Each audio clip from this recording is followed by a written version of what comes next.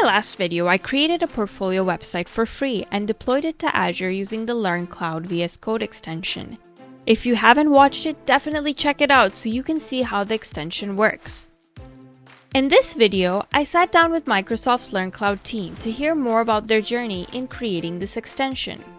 If you have seen my other Microsoft videos, you probably already know Taryn and Lindsay, who are both UX researchers, and Dheeraj, who's a product manager.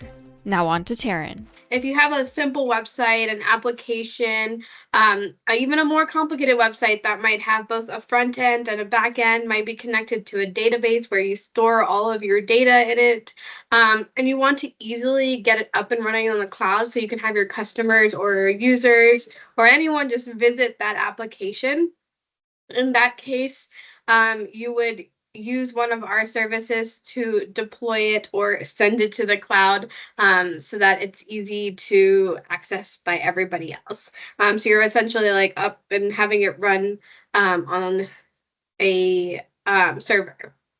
Our Azure Pass, though, specifically is making that process of getting your applications, your websites up and running really easily without you having to do and manage a lot of the infrastructure in the background. And what I mean by infrastructure is, like, for example, if you have a website and you want to scale it, what means is like maybe one day you only have a couple of customers, the second day you have a lot of customers.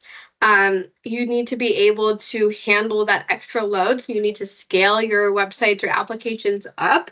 That requires some doing on your part. But with our Azure Pass services, we kind of take away that need for you to have to control the infrastructure, and we do things like scaling and helping you manage your traffic and making sure it's all secure on our end.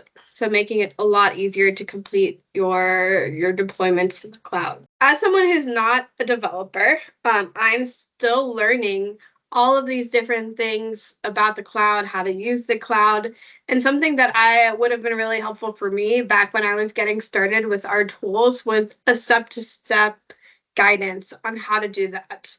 And with Learn Cloud, that's exactly what you get. If you have a simple portfolio website, just any basic website that you think it's time for you to get actual visitors and you want to send it to the cloud, you want a custom URL that you can then go to or share it with others, you can use Learn Cloud for that step-by-step guidance on how to get that up and running specifically on Azure. And the reason why this process can be really complicated otherwise is because you can't just get to Azure and put your code in and deploy it. There's many more steps, including even just setting up an Azure account, creating a subscription where all of these resources that you're creating lives under, right? So lots of these terminologies don't even make sense as I'm explaining it to you, but as Learn Cloud helps walk you through that process and defines all those terminologies along the way. And as someone who's not a developer,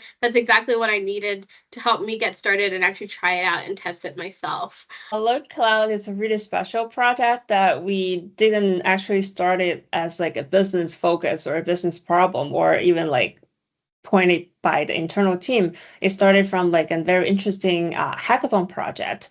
So we are trying to leverage AI, and we also wanted to make sure that our goals aligns with the business goal, right? So because we all work on Azure Dev Compute, essentially it comes naturally that how can we bring more customers onto Azure Dev Compute?